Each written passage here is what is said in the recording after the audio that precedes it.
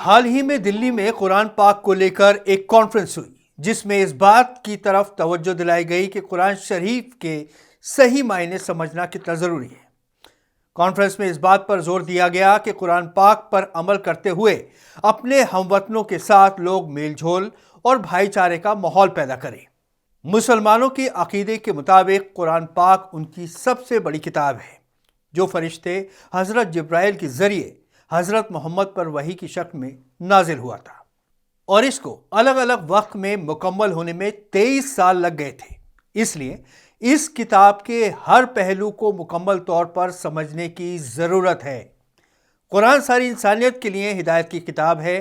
بتایا جاتا ہے کہ دنیا کے ہر مسئلے کا حل قرآن میں موجود ہے۔ ضرورت کے مطابق قرآن کی آیتیں حضرت جبرائیل حضرت محمد کو سناتے تھے اور وہ ان کو یاد کر لیا کرتے تھے، اور عربی کے الفاظ کو پتوں، درختوں کی چھالوں پر لکھ کر محفوظ کر لیا جاتا تھا۔ خود قرآن میں اللہ تعالیٰ کہتے ہیں کہ کتاب جو میں نے تم پر نازل کی ہے یہ برکت والی ہے، تاکہ لوگ اس کی آیتیں یعنی جملوں پر غور کریں تاکہ عقل والے اس سے نصیحت حاصل کریں۔ آج کل نئی ٹیکنالوجی کی مدد سے یہ کتاب ہر جگہ موجود ہے۔ آج دنیا میں کوئی ایسی زبان نہیں ہے جس میں قرآن کا ترجمہ دستیاب نہ ہو، لیکن اگر کمی ہے تو صرف اس کو پڑھنے کے ساتھ سمجھنے کی۔ لیکن افسوس کی بات یہ ہے کہ مسلمانوں نے قرآن پاک کو سمجھ کر نہیں پڑھا، جس سے وہ نہ خود سمجھ پائے، نہ دنیا کو سمجھا پائے، اور نہ ہی قرآن کے مطابق اپنے حالات کو بدل سکے۔ ابھی حال ہی میں دلی میں قرآن کانفرنس ہوئی جس میں قرآن کی ہدایت پر عمل کرنے پر زور دیا گیا۔ خصوصاً ملک کے موجودہ حالات میں اسکالرز نے مسلمانوں کی ذمہ داری کو زیادہ اہم قرار دیا۔ انہوں نے کہا کہ وہ قرآن پاک پر عمل کرتے ہوئے اپنے ہم وطنوں کے ساتھ میل جول اور بھائی چارے کا ماحول پیدا کریں۔ ڈاکٹر طارق ندوی نے کہا کہ آج ہمارے سامنے جو حالات پیدا ہوئے ہیں اس کی اصل وجہ قرآن سے دوری ہے اور اس کو سمجھ کر نہ پڑھنے کی وجہ سے ہے۔ انہوں نے کہا کہ قرآن کو کتاب کی طرح پڑھنا چاہیے، اس کی سٹڈی کرتے وقت ہمیں نوٹس بنانے چاہیے۔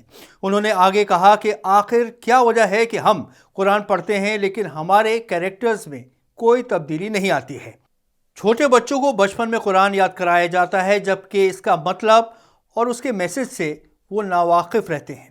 اسی طرح ڈاکٹر عادل احمد نے کہا کہ ہمیں پہلے قرآن کا ترجمہ پڑھنا چاہیے، اس کے بعد ہی ہم اس پر عمل کر سکتے ہیں۔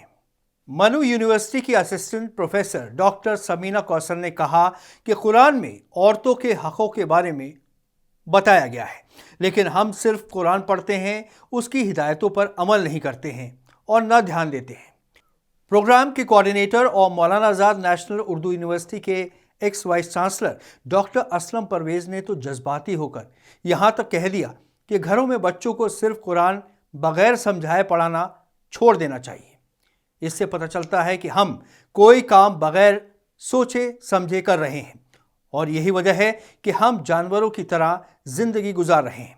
جو لوگ قرآن کے صحیح معنی سمجھ کر اس پر غور کر کے پڑھ رہے ہیں وہ حالات کا مقابلہ کر رہے ہیں، کیونکہ وہ زندگی کے حالات کو سمجھ لیتے ہیں۔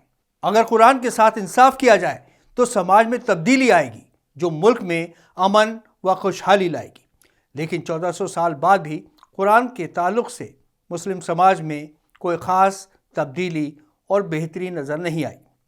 اس کی ایک وجہ یہ بھی ہے کہ قرآن صرف عالموں کے لیے ہی نازل نہیں ہوا تھا بلکہ دنیا کے ہر شخص کے لیے نازل ہوا تھا، اور یہ کہہ کر بھی ہمارا حوصلہ توڑ دیا جاتا ہے کہ تم قرآن کو سمجھ نہیں سکتے، صرف اس کی تلاوت ہی کر لیا کرو، جبکہ حقیقت یہ ہے کہ جب تک ہم قرآن کے صحیح معنی سمجھنے کا روحانی کام نہیں کریں گے تب تک ہمارا بھلا نہیں ہو سکتا۔ ہم بچوں کو مستقبل کا اچھا شہری نہیں بنا سکیں گے۔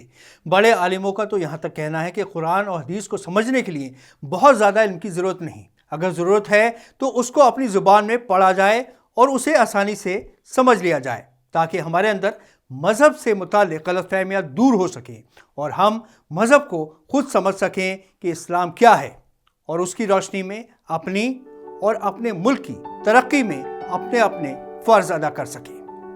اس ہفتے اتنا ہی، اگلے ہفتے پھر حاضر ہوں گے نئے موضوع کے ساتھ۔ آداب.